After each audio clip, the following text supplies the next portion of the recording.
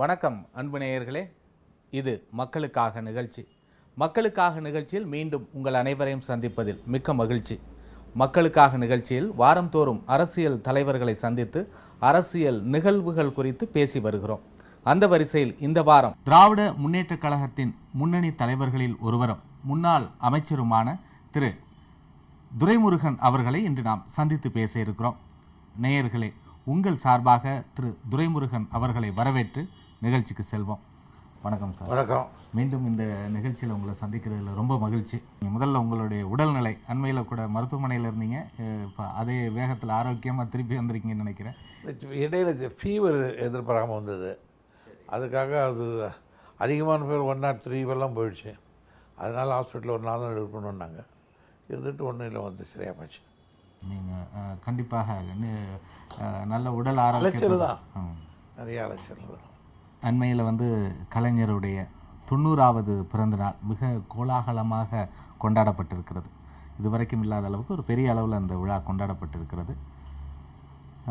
அவரது உழைப்பையும் செயல்பாடுகளையும் அருகிலிருந்து பார்ப்பவர், அவரோட அந்த உழைப்பை பற்றி சொல்லுங்கள் சார். அதிலிருந்து இந்த நிகழ்ச்சியை துவங்குவோம். உழைப்புக்கு பெயர் தான், மறுபெயர் தான் கலைஞர். இந்த வயதிலும் வயது என்பது பற்றி பொருட்படுத்தாமல் உழைக்கக்கூடிய மனோபம் எப்பவுமே அவருடைய வெற்றிக்கு பெரிய காரணமே அயராது உழைப்பு தான்.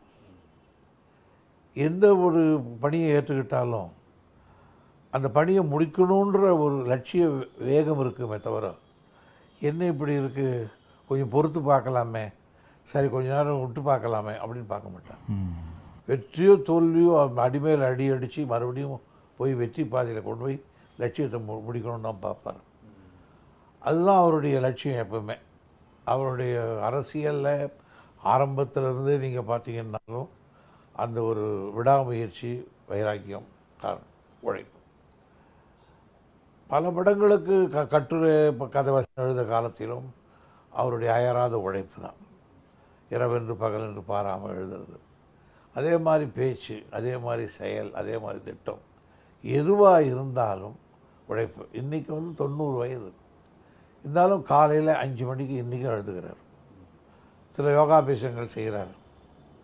காலையில் எழுந்து எல்லா பத்திரிக்கையும் படிக்கிறார். உடனே குளிச்சுட்டு எழுத முடியலன்னாலும் கூட டிக்டேட் பண்ணுறார். எழுதுனா எப்படி இருக்குமோ அப்படி தான் இருக்குது. ஒரு ஒரு சென்டென்ஸு கூட முன்ன பின்ன வார்த்தைகள் இருக்காது. அடித்து எழுதுகிற பழக்கம் அவர் கிடையாது. அதே மாதிரி சொன்னதே அது வேணாம் எடுத்துரு, இது வேணாம் போடுன்ற கிடையாது, கரெக்டாக சொல்லுவார். அவருக்கு இருக்கிற மிகப்பெரிய ஒரு உந்து சக்தியை அவருடைய ஞாபக சக்தி. நமக்கெல்லாம் ஞாபகமே இருக்காது. உதாரணத்துக்கு ஒன்று சொல்கிறோம், அன்றைக்கி வசந்து போயிட்டோம். ஒரு முதலமைச்சர் ஜெயலலிதா அவங்க ஒரு ஒகேனக்கல் திட்டத்தை இடையில் கொஞ்ச நாள் தள்ளி வச்சுட்டாங்க. கர்நாடகத்தில் எலெக்ஷன் முடிஞ்ச பிறகு பார்த்துக்கலான்னு சபையில் தள்ளி வச்சுட்டாங்க. துரோகம் பண்ணிட்டார், அதை பண்ணிட்டாரு அப்படின்னு சொன்னாங்க. நாங்கள் கூட இது என்ன அப்படின்னு நினச்சிக்கிட்டு இருந்தோம். உடனே தலைவர் சொன்னார், நான் அப்போ அங்கே கவர்னர் ஆட்சி, அதில் போய் நான் முட்டி மோதிரத்தை விட தகராறு இருக்குது. எலெக்ஷன் வந்துடுச்சு, பாப்புலர் கவர்மெண்ட் வந்தோடனே அதுக்கிட்ட கேட்டுக்கலான்றதால தள்ளி வச்சோம். ரெண்டாவது இடையில் ஒரு அதிகாரம் இல்லாத ஒரு கவர்னர்கிட்ட பேசிக்கிறதுனால வம்பு இழுத்து அங்கே இருக்கிற தமிழர்கள் துன்பப்படுத்துறது, அவங்கள காப்பாற்றணும் முதல்ல, அதனால தள்ளி வைக்கலாம்னு சொல்லி வச்சோம். அதே அந்த அம்மா குற்றம் சொன்னாங்க, துரோகம் பண்ணிட்டாருன்ட்டாங்க.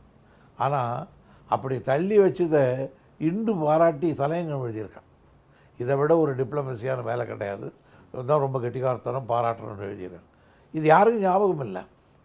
அவர் சொன்ன உடனே சொல்கிறாரு, நான் ஏன் தள்ளி வச்சேன்றதை இண்டு எடுத்து பாருவோம், தலையங்க எடுத்து படிக்க சொல்ல உடனே அது கரெக்டாக அது எடுத்து பார்த்தா தலையங்கத்தில் இருக்குது. ஆக இதில் யார் சுற்றி இருக்கிற யாருக்கும் ஞாபகம் இல்லை, ஆனால் அவருக்கு தான் ஞாபகம் இருக்குது. அது மாதிரி அவருக்கு எப்பவுமே ஒரு ஞாபக சக்தி அதிகம். அதை விட என்னன்னு கேட்டால், ஒரு ஆரூரான் சுகர் ஃபேக்ட்ரி பற்றி ஒரு பில்லு ஒன்று, அந்த பில்லு நான் தான் பேசணும் ரொம்ப நாளைக்கு முன்னால் போன பீரியடில். அது என்னன்னு எனக்கே தெரியல, ஒரு பில் ஒன்று வருதுன்னு. அப்போ சொன்னார், 74 இதே மாதிரி ஒரு பில் வந்திருக்கும். மாதவன் பதில் சொன்னதுக்கப்புறம் நான் எழுந்து பதில் சொல்லியிருப்பேன். அந்த ப்ரொசீஜர் எடுத்து படிச்சு பாருன்னா போய் பார்த்தா 74 ஜூனில் இருக்கிறது. ஆகையினால அவருக்கு இருக்கிற மிகப்பெரிய ஒரு சக்தி அந்த 90 வயதிலும் எதையும் மறக்காமல் இருக்கிற ஒரு ஞாபக சக்தி. உடல் அளவில் சோர்ந்து போனாலும் உள்ளத்தளவில் அவர் துடிப்போடு இருக்கிறார். இல்லை, எப்பவுமே உடலில் கூட அவருக்கு ஒன்றும் இது கிடையாது. இப்போ நம்ம மாதிரி இப்போ எங்களால் சுகர் கிடையாது, ப்ரெஷர் கிடையாது. அவருக்கு இந்த முதுகில் நடக்க முடியலன்ற உண்ணத்தோட உடம்புல ப்ரெஷர் இல்லை, ஆனால் வெளியிலேருந்து நிறைய ப்ரெஷர். அதான் சொல்கிறேன், அதை தாங்குற அது இல்லைன்னா டல் ஆகிடுவார். சரி சரி, அதான் சார் பிரச்சனையே இல்லைன்னா அவருக்கு டல் ஆகிடுவார். பிரச்சனை இருந்து அதில் எதிர்நீச்சல் அடிக்கிறது தான் அவருக்கு பலமே. அவர் ஆக்டிவாக இருக்கிறது அதுதான். இத்தனை அரசியலில் இத்தனை சவால்கள், அத்தனை சவால்களையும் சர்வசாதாரணமாக சமாளித்து வர்ற கலைஞரால் உட்கட்சி பிரச்சனையால் அவர் பல நேரங்களில் தோண்டு போயிடுறார் என்று சொல்லப்படுறது எப்படி பார்த்து? நீங்கள் உங்களுடைய மீடியாக்கள் கிரியேட் பண்ணுறது. எங்கள் உட்கட்சியில் ஒன்றும் தலையை வாங்கிற பிரச்சனை யாரும் கிடையாது. உட்கட்சியில் ஒரு கட்சியில் உட்கட்சி பிரச்சனை இருக்கிறதுன்றது இன்றைக்கி நேற்றல்ல. காங்கிரஸ் கட்சியில் இல்லையா? இல்லை, இது இப்போ கொஞ்சம் கூடுதலாக இல்லை ஒன்றும் எங்களுக்கு தலையெடுத்து அடிச்சுக்கிட்டா இருக்காங்க. காங்கிரஸ் கட்சியில் இல்லையா? காங்கிரஸ் கட்சியிலே பிரிஞ்சு போயிடலையா எத்தனை தரம்? ஏடிஎம்கேவில் இல்லையா? கம்யூனிஸ்ட் கட்சியிலேயே ஒரு உட்கட்சியில் தானே 2 பேரும் பிரிஞ்சாங்க. ஆக உட்கட்சியில் இருந்தால் தான் ஜனநாயகம். அது கருத்துக்கு எதிர்கருத்து இருந்தால் தான் ஜனநாயகம். அது கட்சியை ஒரே கருத்து ஏற்றுக்கிட்டு எல்லாம் இருந்தாங்கன்னா அது சர்வாதிகாரத்துக்கு ஒரு வழிவகுக்கும். இப்போ உங்கள் கட்சியில் இருக்கிற அந்த கருத்து வேறுபாடுகளை நீங்கள் ஆரோக்கியமான விஷயம்னு சொல்கிறீங்க. நான் சொல்கிறேன், ஆமாம். நானே பேசும்போது பல விஷயங்களை எங்களை உட்காந்து பேசும்போது தைரியமாக எழுந்து மறுத்து சொல்லுவோம். இன்னும் சொல்ல போனால் எவ்வளவு எதிர்ப்பு சொன்னாலும் தலைவர் விரும்புவார். ஒரே மாதிரி போட்டால் தான் என்னையும் எல்லாம் ஒரே மாதிரி. ஒருத்தனுக்கு சொந்த ஒரு சுய சிந்தனையே கிடையாதா? இதில் கருத்து வேறுபாடு இருக்க. கருத்து வேறுபாடுகள் கட்சியை வளர்க்கக்கூடியதாக, கட்சிக்கு ஆரோக்கியமான விஷயமாக இருந்தால் அது வரவேற்கக்கூடிய விஷயம் சார். ஆனால் இப்போது உங்கள் கட்சியில் ஏற்பட்டிருக்கின்ற இந்த கருத்து வேறுபாடுகள், கருத்து மோதல்கள் கட்சி வளர்ச்சிக்கு பாதிப்பை ஏற்படுத்துது அப்படின்றத வெளியில் பேசுகிறாங்க. இல்லையா? அவன் பேசுகிறான், எங்களுக்கு பேசுகிறான். என்ன பாதிப்பு ஏற்பட்டுருக்கு எங்களுக்கு? என்ன எங்கள் கட்சியில் பெரிய பிளவு ஏற்பட்டு போயிருக்கு? நீங்கள் இந்த மாதிரி எவ்வளோ இழுத்து வம்பெடுத்து எங்கிட்ட 2 வார்த்தை போட்டு இதை பரபரப்பாக ஆக்கிறதுக்கு நீங்கள் பயன்படுத்துறீங்களே தவிர, இதெல்லாம் ஒரு மைனியட். இதெல்லாம் ஒரு ஒரு தூக்கி போட்டு போயினே இருக்க வேண்டிய சப்ஜெக்டு. ஒரு பெரிய லட்சியத்தை நோக்கி போய்க்க ஒரு மிகப்பெரிய பார்ட்டியில் இந்த மாதிரி முணுமுணுப்புகள் அது இருக்கும். நான் கூட தான் முணுமுணுக்கலாம், முணுமுணுக்கலாம். அதுக்காக உட்காந்துட்டு எல்லாத்தையும் பாஸ்வேஜ் பண்ணிக்கிட்டு இருக்க முடியாது. காந்திக்கும் நேருவுக்குமே ஒரு தகராறு. நான் பாபுஜி ஏற்றுக்கலன்னு இருக்கார். அறுவடாத்தில் போய் தகராறு பண்ணாங்க. அதனால் எல்லாருக்கும் இருக்கும். சுபாஷ் சந்திர போஸ் காந்திக்கு வரலையா? காந்தி கேண்டிடேட்டே தோக்க வச்சுட்டார் சுபாஷ் சந்திர. அதுக்கு பட்டாபி சீதாராமையா தோல்வி என் தோல்வின்னு சொல்லிட்டு போயிட்டார். அப்படியா எங்கள் கட்சியில் இருக்குது? அதெல்லாம் இருக்குல்ல. உங்களுக்கு பரபரப்புக்கு இதை பயணிக்கிட்டு இருக்காங்க பத்திரிகைகள். அது போனார் இவர் வந்தாருன்னு. இதை பற்றி கவலைப்படாது. கட்சி மாட்டு ஓடும். ஆரோக்கியமாக தான் கட்சி இருக்குது அப்படின்றதுல எங்களை கட்சியில் இந்த மாதிரி அடிக்கடிக்கு வரும். வந்தால் இப்போ முன்னையாவது பிளவில் வந்துச்சு. இப்போல்லாம் பிளவெல்லாம் ஒன்றும் வராது. ஏன் எங்கள் கட்சி ஆரம்பத்திலேருந்து எங்களை கட்சியில் பிளவு வரலையா? சம்பத்து கருத்து வரவாள் ஓடலையா? கட்சி அழிஞ்சா போச்சு. எம்ஜிஆரே போயிட்டார், என் கட்சி என்ன நசந்தா போச்சு. கோபால்சாமி போயிட்டார், கட்சி என்ன அழிஞ்சா போச்சு. அதெல்லாம் இருக்காது. இது men may come and men may go but I go on for ever அப்படின்னு 6 சொன்ன மாதிரி இதில் வருவார்கள் போவார்கள். அதை பற்றி யாரை பற்றியும் கவலை. டிஎம்கே வில் ரன் போவான். கலைஞர் என்கிற அந்த ஒரு மகத்தான தலைவர் இந்த கட்சிக்கு தலைவராக இருப்பதால் தான் இந்த கட்சி இன்னமும் ஆரோக்கியமாக இருக்கிறது என்றும் கூட சொல்லப்படுகிறது. ஆமாம், அவர் மாதிரி ஒரு ஜனநாயகவாதியை பார்க்க முடியாது. என்னை பொறுத்த வரையில் 50 ஆண்டு காலம் அவரோட நெருக்கமாக இருக்கேன். 62லேருந்து 2012 13 ஆகி போச்சு. எந்த நேரத்திலும் சர்வாதிகாரத்தனமான நடவடிக்கைகளோ அல்லது அந்த மாதிரி வாதமோ வைக்க மாட்டார். யார் என்ன சொன்னாலும் அதில் ஏதாவது இருக்கான்னு தான் பார்ப்பார். அப்படி ஒரு ஜனநாயகவாதியை நான் பார்க்க முடியாது. ஒரு ஸ்டபானான லீடர் அது வேறு. ஆனால் மற்றவர்கள் கருத்துக்கு மதிப்பளிக்கிறதுல கொஞ்சம் கூட இது பண்ண மாட்டார். ஒரு சின்ன கட்டுரை எழுதி கொடுக்குறோன்னு வச்சுங்களேன், அவர் திருத்தலாம்ல, திருத்த மாட்டார். அது எழுதியிருக்கிறவன் அவனுடைய உரிமை அப்படி எழுதியிருக்கான், அதில் நான் தலையிடக்கூடாது சொல்லி பாருங்கள் மக்களாக, இல்லைன்னா அதை அப்படியே போட்டுதான் சொல்கிறார். என் கட்டுரை ஒரு தடவை திருத்தலை. யோ நீ உன்னுடைய உரிமை நீ எழுதியிருக்க, அதுக்கு நான் எப்படி அது மட்டும் கை வைக்கிறது அப்படின்னு. இது ஒரு புறம் இருக்க, அதாவது கலைஞருக்கு பிறகு திரு ஸ்டாலின் அவரை தலைவராக ஏற்றுக்கொள்வது வந்து நியாயமான விஷயம், வரவேற்கக்கூடிய விஷயம் என்று கருத்து சொல்பவர்கள் கூட கட்சியில் அனைத்து தரப்பினரையும் அரவணைத்து செல்கின்ற பாங்கு திரு ஸ்டாலினிடம் இல்லை என்று சொல்லப்படுது. இதை எப்படி பார்க்குறீங்க? இதெல்லாம் நீங்கள் வரும்போதே இந்த மாதிரி ஒரு பிளானோடு தான் வந்திருக்கீங்கன்னு நினைக்கிறேன். நான் பேட்டிக்கு வரும்போது இந்த பம்பெல்லாம் எங்கிட்ட எதிர்பார்க்க முடியாது. ஒன்று சொல்கிறேங்க, ஒவ்வொருத்தருக்கும் ஒவ்வொரு விதமான அதாவது வே ஆஃப் ஹேண்ட்லிங் இருக்கும், கையாளுற தன்மை இருக்கும். அதில் வந்து நீங்கள் அவர் இன்னும் முழு பொறுப்பை ஏற்றுக்கலை. நீ ஏற்றுக்கிட்ட பிறகால் தான் அதெல்லாம் சொல்லணும், இப்போ இருக்கு இல்லைன்னு. இப்போ என்னையே கூட நான் இருக்கேன், நான் என்ன வந்து 2 பேர் நல்லா பண்ணுவோம், நம்மளுக்கு கெட்ட பேர் பண்ணுவோம், அது வேறு. கலைஞர் வரும்போது எதாவது சொன்னாங்க முதல்ல, இவர் ரொம்ப ஸ்டபன்னு, இவர் வந்து எல்லோரும் அரவணைக்க மாட்டார், இவருக்கு ஒரு குரூப்பிஸ் வச்சுருக்கிறவர், தனக்குன்னு ஒரு பார்ட்டியில் ஒரு செட்டு வச்சுருப்பவர், இதெல்லாம் மதிக்க மாட்டாருன்னாங்க. ஆனால் இந்த வாரம் ஆனந்தோடல் என்ன எழுதியிருக்கேன் பாருங்க, அவருடைய பிறந்தநாளில் தன்னுடைய கருத்துக்கு மாறுபட்டவர்களையும் அரவணைத்து சென்றது தான் அவருடைய வெற்றிக்கு காரணம்னு எழுதியிருக்காங்க. அது கலைஞர் சார். அதே மாதிரி தான் அவரும் வந்தோன்னு பண்ணிக்குவார். நீங்கள் அவர் வரவேல வராதுக்கு அவர் கொண்டு சொல்லிக்கிட்டு இருந்தீங்கன்னா, அவர் வந்து உட்கார்ந்து இந்த இயக்கத்தை நடத்தக்கூடிய ஒரு பொறுப்பில் உட்காந்து இயக்கத்தின் தலைவராகவோ முதல்வராக இருந்து பண்ணும்போது நீங்கள் செய்தீங்களா, பார்த்தீங்களா அவர் மாதிரி இவர் இல்லைன்னு சொன்ன பரவாயில்ல. இப்போவே குறை சொல்கிறதுன்னு முடிவோடவே நீங்கள் மீடியாக்காரங்க புறப்பட்டீங்கன்னு நாங்கள் என்ன பண்ணுறது? வெளியில் சொல்லப்படுற விஷயம், ஆங்காங்கே நடக்கிற விஷயங்களை தான் நான் உங்கள்கிட்ட அந்த கேள்வியாவை முன்வைக்கிறேன். நாட்டில் எல்லாரும் ஒன்றா சொல்ல மாட்டாங்க சார், காந்தியாரி சுட்டுவிட்ட நாடு இது இல்லை. இப்படிப்பட்ட ஒரு பேச்சு வெளியில் இருக்குது அப்படின்றத ஏற்றுக்கிறீங்களா? இருக்கிறது இல்லாததுன்றது ஒவ்வொருத்தருக்கும் சொல்கிறதுக்கு உரிமை உண்டு. அதில் நல்லது இருந்தால் எடுத்துக்கிறதுல ஒன்றும் தப்பு கிடையாது. நானே கூட சொல்கிறேன், இப்படி இருக்கா துறைமுருகன் அப்படின்னு சொன்னேன், அப்படியே இருக்கும், சரி மாற்றிக்குவோம், அப்படி மாற்றிக்கிறதுல ஒன்றும் தப்பு கிடையாது. ஆகையினால் நல்ல கருத்துக்களாக இருந்தால் ஏற்றுக்கிறதுல ஒன்றும் தப்பு இல்லை. ஒரு சிறிய இடைவேளைக்கு பிறகு தொடருவோம் சார். நேயர்களே, ஒரு சிறிய இடைவேளைக்கு பிறகு மக்களுக்காக நிகழ்ச்சி தொடரும், இணைந்திருங்கள்.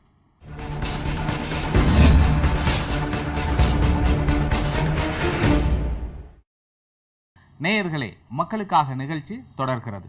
காலையில் சட்டமன்றத்திற்கு போவது, ஏதாவது ஒரு காரணத்தை காட்டி சட்டமன்றத்திலிருந்து வெளிநடப்பு செய்வது, இதுதான் திமுக சட்டமன்ற உறுப்பினர்களின் மக்கள் பணியா என்ற ஒரு கேள்வியை மக்கள் மத்தியில் எழுத சார். இதுக்கு உங்களோட பதில் என்னங்க? இல்லை, நாங்கள் வந்து 2 வச்சுங்க. சட்டமன்றத்தில் நடவடிக்கையில் கலந்து கொண்டு பணியாற்ற பேச தெரியாதவர்கள் நாங்கள். எந்த சப்ஜெக்டையும் பேசக்கூடிய ஆற்றல் படைத்தவர்கள் எங்களிடத்தில் இருக்காங்க. எங்களுக்கும் 25 ஆண்டு காலம் 30 ஆண்டு காலம் அந்த மன்றத்தில் எங்களுக்கு அனுபவம் இருக்குது. இன்னும் சொல்ல போனால் கலைஞருக்கு அடுத்து ரொம்ப சீனியர் மோஸ்ட் மெம்பர் நான் தான். கண்டிப்பாக 30 இருக்கேன். ஆகையினால் எங்களுக்கு சப்ஜெக்ட் தெரியாமல் இல்லை, ஆனால் எங்களை பேசவே விட மாட்டேன்றாங்களே. அதுக்கு என்ன சொல்கிறீங்க? உதாரணத்துக்கு ஒன்று சொல்கிறேன்.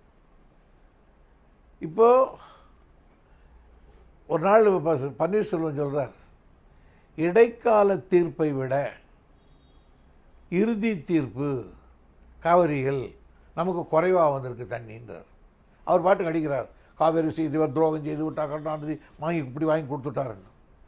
நான் எழுந்து இடைக்கால தீர்ப்பு எவ்வளோ, இப்போ எவ்வளோ தீர்ப்பு, இது எவ்வளோ நமக்கு வந்திருக்கு அப்படின்னு புள்ளி ஒருத்தர் சொல்லணுமா இல்லையா? நான் ஆனால் அலோவ் பண்ண மாட்டேன்றார்.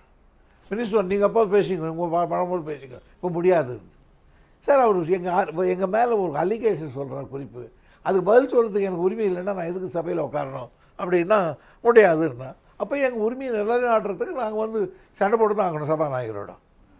சபாநாயகர் சொல்லிட்டு எங்களை வெளியே அனுப்பிச்சி விட்றாங்க, தூக்கி போட்டுடுறாங்க. ஏன்னா நாங்கள் உள்ளே இருந்தால் இந்த மாதிரி எக்கச்சக்கமாக கேள்வி கேட்போன்றதுக்கு தெரிஞ்சு எங்களை கேள்விக்கு பயந்துக்கிட்டு தான் அவங்க எங்களை வெளியே அனுப்புகிறாங்க. சரி, அங்கே இருக்கிற மந்திரிகள் புலிகள் அல்ல, பெரிய அனுபவசாலிகள் அல்ல. அவங்க அத்தனையும் படிச்சுட்டு பேசுகிறத சும்மா நெட்டில் சொல்லுவோம் நாங்கள், எங்களால் முடியும். எந்த மந்திரியும் இப்போல்லாம் பாதி பேர் புதுசு பாவம். கண்டிப்பாக அவங்களுக்கு அந்த இதெல்லாம் தெரியாது. இல்லை, திமுகவில் தான் ஆரம்பத்திலிருந்து கடைசி வரைக்கும் ஒரு துறைக்கு ஒரே அமைச்சர் இருப்பார். ஆக இல்லை, அவங்க ஒரு வாரத்துக்கு ஒரு மந்திரி, அமாவாசைக்கு ஒரு மந்திரி. அதனால் அதை கூட நான் குறை சொல்லலை. ஆக ஒரு மந்திரி குற்றம் சொன்னால் அந்த குற்றச்சாட்டுக்கு பதில் சொல்கிறதுக்கு வாய்ப்பு அளிக்கணும். ஆகையினால அமைச்சர்களுக்கு எங்களுக்கு பயந்துக்கின்னு அவங்க எங்களை வெளியே அனுப்புகிறாங்களே தவிர அவங்களுக்கு பயந்து நாங்கள் வெளியே வரல. உதாரணத்துக்கு ஒன்று சொல்கிறேங்க. ஒரு 110 முதலமைச்சர் அறிக்கை படிக்கிறாங்க. நியாயமாக சட்டப்படி அறிக்கை 110 யாரும் ஆதரித்தோ அல்லது எதிர்த்தோ அது மீது கருத்து சொல்லக்கூடாது. ஆனால் they create a bad president. பாராட்டி சொல்கிறத வரிசையாக டெய்லியும் அது ஒரு நடைமுறையாகவே வச்சுக்கிட்டாங்க, பாராட்டுறாங்க. நான் என்ன சொல்கிறேன், எல்லா கட்சிகளிலும் இருக்கிறது தான். அதுதான் உங்கள் இதுலேயும் அதை பாராட்ட இல்லை, எனக்கு பாராட்ட உரிமை இருக்கிற பொழுது ஒரு முதலமைச்சர் அவங்க பாராட்டத்தில் எனக்கு தப்பு, எனக்கு ஒன்றும் மாறுபட்ட கருத்து கிடையாது. ஆனால் 110 படிக்கிற பொழுது அதில் பாராட்டுகிற பொழுது அதில் குறை இருந்தால் பேசுகிறதுக்கு எனக்கு இருக்கணும்ல, ஒரு உரிமை கொடுக்கணும்ல. உதாரணத்துக்கு ஒரு நாள் சொன்னேன், நிறைய பிரிட்ஜி பாலம் கட்டுற மாதிரி முதலமைச்சர் ஒரு அறிக்கை படித்தேன். எல்லாரும் பாராட்டிக்கிட்டு வந்தாங்க. நானும் எழுந்தேன். சபாநாயகர் சொன்னார், நீங்களும் பாராட்ட போகிறீங்களான்னா. இதில் தப்பு என்ன சார் இருக்குது? ஒரு முதலமைச்சர் நிறைய இத்தனை பாலம் கட்ட போகிறேன், இத்தனை பிரிட்ஜு கட்ட போகிறேன்னு அறிக்கை படிக்கிறாங்க. அதை பாராட்டக்கூடாதா? நான் பாராட்டுறேன். ஆனால் ஒன்று, இவ்வளோ பிரிட்ஜு இவ்வளோ கட்டுறீங்களே, 1800 கோடி ரூபாய் போட்டு 1000 கோடி செலவு பண்ணிவிட்டு ஹார்பர்லேருந்து மதுரை வாயில் இருக்கிற அந்த பிரிட்ஜு ஏன் பாதியில் நிற்க வச்சுட்டு இருக்கீங்க? போரூரில் ஒரு பிரிட்ஜு கட்டுறேன்னு சொல்லி அங்கே இருக்கிற காலி பண்ணிவிட்டு அங்கங்கே ஸ்தூபிகள் எழுப்பி அப்படி நிற்க வச்சுட்டு அதையும் நிறுத்திட்டீங்களே, அந்த ரெண்டையும் கவனிக்கலாம் இல்லை அப்படின்னு கேட்டேன். இதில் என்ன தப்பு? கண்டிப்பாக. ஆக நீங்கள் பாராட்டுறேன், ஏற்கனவே நடந்துக்கிற வேலையை நிறுத்திட்டு இருக்கிறீங்களா, அதுக்கு என்ன? அதையும் அதுவும் மக்கள் பணி தானே அப்படின்னு இப்படியெல்லாம் கேட்கக்கூடாது. நீங்கள் உடனே வாயு எக்ஸ்பென்ஸ் பண்ணுறேன்னா ஏன் எக்ஸ்பென்ஸ் பண்ணுறீங்க? இல்லைன்னா தப்பு, அன்பார்லிமெண்ட்ரின்னு தான் பேசுங்க. முதலமைச்சர் பதில் சொல்லட்டும், இல்லை பதில் சொல்ல மாட்டேன்னு சொல்லட்டும். ஆக நீங்கள் இதெல்லாம் எடுத்துகிட்டு பாராட்டினா மட்டும் போகிறோன்னா என்ன சார் அர்த்தம்? நீங்கள் அதிகம் பேசுறீங்க, மார்ஷல் இவ்வளோ தூக்கி வெளியே போடணும். ஆக எந்த காரணத்தை கொண்டு நாங்கள் தவறாக பேச தெரியாமல் மாட்டிக்கிட்டல்ல, அவங்க மாட்டிக்கிறான். ஒரு நாள் சத்துணவு போட்டு எம்ஜிஆர் பிள்ளைகளை பிச்சைக்காரனாக்கி விட்டார் அப்படின்னு பேசினார் கலைஞர், கருணாநிதி பேசினாருன்னு வைத்திலிங்கன்னு ஒரு அமைச்சர் பேசினார். நாங்கள் சொன்னோம், இல்லை அப்படி பேசவே இல்லை, நிரூபிக்கிறேன்னார். நாங்கள் நிரூபிக்க பார்த்துருந்தோம். சவால் எடுத்துக்கிட்டால் சட்டப்படி சபையில் ஒத்துக்கணும். உடனே அவர் சவால் எடுத்தார். என்ன பேசியிருக்கார்? அது எங்கேயோ ரகுமான் கான் பேசியிருக்கார், கலைஞர் அல்ல அப்படின்னு நான் ஒத்துறேன். ரகுமான் கான் பேசியிருந்தால் அது கலைஞர் பேசுகிற மாதிரி தான் அர்த்தம். என்ன அர்த்தம்? சபாநாயகர் நியாயமாக அதுக்கு என்ன சொல்லியிருக்கணும்? அவர் சொன்னது தப்புன்னு சொல்லியிருக்கணும். குழந்தைவேலுக்கு ஒரு மதுரை மாவட்டத்தில் முத்துதேவம்பட்டியில் கலைஞர் நிலம் வாங்கிட்டார்னு குழந்தைவேலு ஒரு அலிகேஷன் சொன்னார். நான் எழுந்து சொன்னேன், நிரூபிக்க முடியுமான்னு கேட்டேன். நான் யார் மீது குற்றம் சொல்கிறேன்னோ அவரே உட்காந்துக்கு முறை நீ ஏன் எழுதுக்கிறேன்னு கேட்டார் அவர் என்ன, குழந்தைவேலு. கலைஞர் சொன்னார், இப்போ நானே எழுதுகிறேன், நிரூபிக்க முடியுமா? நான் நிரூபிக்கிறேன், நிரூபித்தா நான் என்னுடைய பதவியை ராஜினாமா பண்ணுறேன், நான் நிரூபிக்கலைன்னா நான் பண்ணுறேன்னார். உடனே ராஜாராம் ஒரு கமிட்டி போட்டார், ஒரு எதிர்கட்சி தலைவர்கள்லாம் போட்டு கமிட்டி போட்டார். உடனே நிரூபிக்க சொன்னார். அவர் முத்துதேவம்பட்டியில் போய் எவன் கையெழுத்தோ போட்டு இவர் வில்லேஜ் ஹெட்மேன் கையெழுத்தால் இவரே போட்டு 4G கொண்டாந்து கொடுத்தார். அப்புறம் அதை அனுப்பிச்சு 4Gன்னு கொண்டாந்து பூர்வாகி போச்சு. சபாநாயகர் சபையில் இப்போ ரிப்போர்ட்டை வச்சார், டிக்ளேர் பண்ணார் ராஜாராம். அமைச்சர் தவான குற்றச்சாட்டை எதிர்கட்சி தலைவர் சுமத்தினார். என்ன தண்டனை கொடுக்கறதுன்னு கேட்டார். ராஜாராம் எதிர்கட்சி தலைவரே சொல்லிட்டுனார். கலைஞர் சொன்னார், அவர் சொன்னது பொய்ன்னு நிரூபிச்சாச்சு, அது போதும், அவருக்கு எந்த தண்டனையும் கொடுக்க வேணான்னு சொன்னார். ஆக ஒரு பொறுப்பை ஏற்றுக்கிட்டாக்கா அந்த பொறுப்பு உரிய தண்டனை ஏற்றுக்கணும். ஆகையினால அது மாதிரி நாங்கள் கேட்டோம். இப்போ நீங்கள் இப்போ சொன்னீங்க அட்லீஸ்ட் வருத்தமாக தெரிவி அப்படி நான் முடியாது அப்படின்னு. உடனே கலைஞரை பற்றி காரணம்னான்னு பேச ஆரம்பிச்சிட்டேன். உடனே சாங்க பேசினா எங்கள் வெளுத்தி வெளியே போட்டார். அதனால் நாங்கள் எதுக்காக எங்களை வெளியேற்றினார்கள் என்பதை பொதுமக்கள் அறிய வேண்டும் என்பதற்காக நாங்கள் வெளியில் வந்து மீடியா கிட்ட சொல்லிட்டு தான் போகிறோம். ஆகையினால எங்ககிட்ட நாங்கள் வந்து தரப்பில் சொல்கிறது, அதிமுக தரப்பில் சொல்கிறது, சட்டமன்றத்தில் சபாநாயகரை கோபமூட்டணும், அந்த சபையை ஆத்திரமூட்டணுங்கிற வகையில் பேசி வெளியேறுவதற்காக ஏதோ ஒரு காரணத்தை சொல்லி பேசிவிட்டு அதையே காரணம் காட்டி வெளியேறுகிறார்கள் இல்லைங்கிறது அவங்க தரப்பு. அது இல்லையா, நீங்கள் நான் ஒன்று கேட்குறேன். ஒருத்தர் பேசுகிறாருன்னா ஏதாவது அதில் குறுக்கிட்டு ஒரு மந்திரி ஒரு வார்த்தை எடுத்து அமைச்சர் மாண்பு உறுப்பினர் சொல்கிறது இப்படி தப்பு, அப்படி இல்லைன்னா அந்த கன்சர்ன் மந்திரி சொல்லணும், இல்லைன்னா அவையின் முன்னவர் சொல்லலாம், முதலமைச்சர் சொல்லலாம். ஆனால் ஒவ்வொரு மந்திரியும் குறுக்கிட்டு லெக்சர் பண்ணுறாங்க, 1/4 மணி நேரம் பேசுகிறாங்க. இந்த மந்திரி உட்காந்தோன்னா அந்த மந்திரி 1/4 மணி நேரம் பேசுகிறான். இவன் உடனே பார்த்துட்டு உன் பேச்சு முடிஞ்சு போச்சுன்னார். சார் நான் 2.5 நிமிஷம் கூட பேசலை சார் அப்படின்னா, அதெல்லாம் முடிஞ்சு போச்சு. நீ அப்படி பேசுறதுனால தானே, நீ இப்படி பேசுனால தானே அவங்க பதில் சொன்னாங்க, நீ அப்படி பேசலைன்னா பதில் சொல்லிக்க மாட்டாங்க. ஸோ உன்னுடைய டைம் தான் சபாநாயகர் ஒரு நியாயத்தை சொன்னால் என்ன பண்ணுறது? அதனால் அது ரொம்ப இஷ்டத்துக்கு பேசுகிறார். ஒரு நாள் அப்படி நடந்தது. வேலு ஒரு எலக்ட்ரிசிட்டி போர்டை பற்றி பேசிட்டார். அது மாண்பு விஸ்வநாதன் இருக்கார், அவர் எழுந்து பேசுகிறாரு 15 நிமிஷம் பேசுகிறார். நான் பொறுத்துன்னு இருந்தேன், எழுதுனேன். நீங்கள் எதுக்கு எழுந்தீங்கன்னு கேட்டார். சபாநாயகர் அவர்களே, நான் உங்களிடத்துலையும் கேள்வி கேட்கலை, அமைச்சர் இடத்துலையும் நான் கேள்வி கேட்க போகிறதில்ல. எங்கள் உறுப்பினர் பேசுகிறாரு, அவருக்கு சில அறிவுரை சொல்ல போகிறேன்னு. எல்லாரும் ஆச்சரியம், அவங்க சொல்கிறாரு, சொல்லுங்கன்னார் அவர்.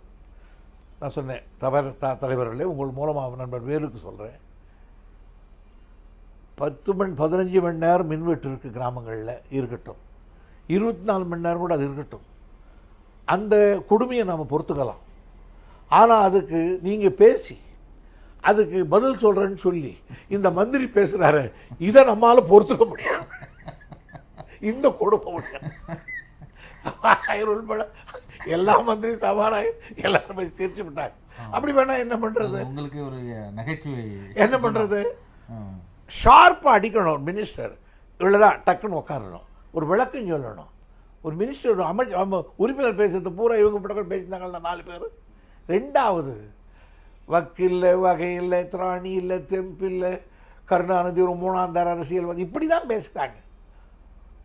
அவர் நீங்கள் ஒரு இந்த மாதிரி வார்த்தைகளை எப்படி கேட்டு உட்காந்துருக்க முடியும்? அப்படி பேசப்படுறது நியாயமானு கேட்குறோம். சபாநாயகர் அவர் பாவம், personally is a good man. யார்? Mister Dhanapalan personally good man. Personally உங்களுக்கு தெரியும்? எனக்கு தெரியும். ரொம்ப அதெல்லாம் ரொம்ப மரியாதையானவர், நல்ல மனுஷன் தான், அது ஒன்றும் தப்பு கிடையாது. ஆனால் அவரால் ஒன்றும் பண்ண முடியல. அவர் ஆட்டு வித்தால் ஒருவர் ஆடாதார் ஒன்று உட்காந்துக்கிட்டு இருக்கார். பாவம், அவர் மீது எனக்கு கழிவிறக்கம் தான் கொள்கிறேன். அதாவது திமுக ஆட்சி காலத்தில் அதிமுகவினரை எப்படியெல்லாம் நீங்கள் நடத்துனீங்களோ அதே போன்று தான் இப்போ அவங்க உங்களை இல்லை, அங்கே தான் தப்பு பண்ணுறீங்க. நாங்கள் அவங்கள மதித்தோம். இதே எலக்ட்ரிசிட்டி போர்டில் அவங்க பேசுகிறதுக்கு இருந்தாங்க. ஆனால் இதே மாதிரி ஒரு தகராறு வந்து வெளிநடப்பு செய்துட்டு போயிட்டாங்க. உடனே தலைவர் சொன்னார், அவங்க எலக்ட்ரிசிட்டி போர்டில் முக்கியமான பிரச்சனை பேசணும்னு இருந்தாங்க, ஆனால் ஏதோ பிரச்சனையில் வெளிநடப்பு செய்யிட்டாங்க. அவங்க பேசலாம் நல்லா இருக்காதுன்னு சொல்லி இதே மு.க. ஸ்டாலின், வீரபாண்டி ஆறுமுகம், நேரு இந்த 3 பேர் அனுப்பிச்சு நீங்கள் போய் அவங்கள கூட்டிகிட்டு வாங்கன்னு அவங்க 3 பேரும் போய் எதிர்க்கட்சி தலைவர் ரூமில் உட்காந்து பன்னீர்செல்வத்தையும் செங்கோட்டையும் பார்த்து, தலைவர் முதலமைச்சர் அனுப்பிச்சிருக்காரு, நீங்கள் வாங்க, ஏதாவது இருந்தாலும் நம்ம சரி பண்ணிக்கலாம், சபாநாயகத்தில் நாங்கள் என்ன யாரும் உறுப்பினர் பேசினா அவங்களை கண்டிக்கிறோம் அப்படின்னு சொல்லிவிட்டு அவங்கள போய் கூட்டிகிட்டு வரணும், சமாதானம் பேசணும். அவங்க சொன்னாங்க, நாங்கள் வெளியாக வந்துவிட்டு நான் அம்மா கிட்ட சொல்லிட்டோம், மறுபடியும் நாங்கள் இன்றைக்கி வர முடியாது, நான் வரணும், அம்மாவை கேட்டு தான் வரணும், அதனால் நீங்கள் நாங்கள் வரல, நாளைக்கு வர்றோன்னு சொல்லிட்டு வந்தாங்க. நான் ஒன்று கேட்குறேன், வெளியில் போயிட்டாங்களேன்றதுக்காக நாங்கள் போய் கூப்பிடணுன்னு ஒரு ஜனநாயக உணர்வை காமிச்சார் தலைவர். நாங்கள் போய் கூப்பிட்டுருக்குறோம். ஒரு நாள் சில வேளை உங்கள் தரப்பில் ஏதாவது தவறு இருந்திருக்கலாம், அதுக்காக கூட கூப்பிட்டுருக்கலாம்ல சார்? எதுக்காக இருந்தாலும் சரி, ஒரு எதிர்கட்சி போகிறதால கூப்பிடுறோம். நாங்கள் நீங்கள் ஒரு நாளாவது எங்களை நாங்கள் வெளியில் நடப்படுறோம் கூப்பிடுங்க அவங்கள, ஏன் வேணாம், நான் எங்களை வந்து உள்ளே கூப்பிட வேணாம், அப்பீல் கொடுக்கலாம்ல, சபாநாயகர் கூட்டலாம் வாரம் இதை பறந்து வச்சு உணர்வுகள் இருப்பது சகஜி தான், இருட்ட வரட்டும், புதியவர்கள் உறுப்பினர் பல பேர் இருக்காங்க அப்படின்னு கூப்பிடலையே. அந்த காமன் கர்டசி டெமோக்ராட் டீசன்சி கிடையாது. நாங்கள் அதுக்கு என்ன பண்ணி சொல்கிறீங்க நீங்கள்? ஒரு சிறிய இடைவேளைக்கு பிறகு தொடருவோம் சார். நேயர்களே, ஒரு சிறிய இடைவேளைக்கு பிறகு மக்களுக்காக நிகழ்ச்சி தொடரும். இணைந்திருங்கள்.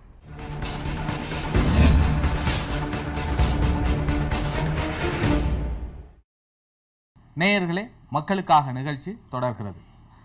கடந்த சட்டமன்ற கூட்டத்தொடரின் போது கூட ஒரு பத்திரிகையில் வந்த ஒரு செய்தியின் அடிப்படையில் போக்குவரத்து கழகத்தில் நடந்த ஒரு ஊழலுக்கு அடிப்படை இருக்கிறது என்கிற ஒரு செய்தியின் அடிப்படையில் நீங்கள் போய் அங்கே குரல் எழுப்ப ஆரம்பிச்சிங்க. அதுக்கு அவங்க எதிர்ப்பு தெரிவித்தோன்னா வெளிநடப்பு செய்கிறீங்க. ஒரு செய்தி என்று வரும்பொழுது அதை அலசி ஆராய்வதற்கு இது உண்மையா என்பதை தெரிந்து கொள்வதற்கு கூட அவர்கள் நேரம் கொடுக்கவில்லை, உடனடியாக வெளியேறுகிறார்கள் என்கிற மாதிரியான குற்றச்சாட்டை சொன்னாங்களே, அது நியாயமாக தானே இருந்தது? நாங்கள் ஒரு குற்றச்சாட்டை சொல்லலாம், சொல்லுகிற பொழுது அந்த குற்றச்சாட்டுக்கு பொறுப்பேற்றுக்கணும். அது ஏற்றுக்கிறோம், அவங்களும் ஏற்றுக்கலாம், யார் ஒன்றும் ஏற்றுக்கலாம், அது மாதிரி இருக்கும். ரெண்டாவது, நாங்கள் ஒரு குற்றச்சாட்டை சொல்லலாம் எதிர்கட்சி, ஆனால் அது இல்லைன்னு விளக்கம் தர வேண்டியது ஆளுங்கட்சியுடைய பொறுப்பு. அதை அதுக்கு ஒரு அவகாசம் தரணும் இல்லையா? நாங்கள் உடனே தூக்கப்பட சொல்கிறோம். முதல் நாளே அது பற்றி விவாதிக்கணும் அப்படின்லாம் சொல்லிட்டு தானே நீங்கள் வெளியேறுவீங்க? இல்லை, நாங்கள் முதல்ல கொடுத்துட்றோம். அப்போ தான் கொடுக்குறதல்ல, முன்கூட்டியே கொடுத்துட்றோம், முதல் நாளே கொடுத்துட்றோம். அப்புறம் அதுக்காக நாங்கள் கேட்குறோம், மறுநாள் எடுத்துக்கோன்னு சொல்கிறோம். எடுக்கலைன்னா அதுக்கு வெளிநடப்படுறது ஜனநாயக முறை தான். அதுதான் நாங்கள் செய்கிறோம், அதில் ஒன்றும் தப்பு இல்லை.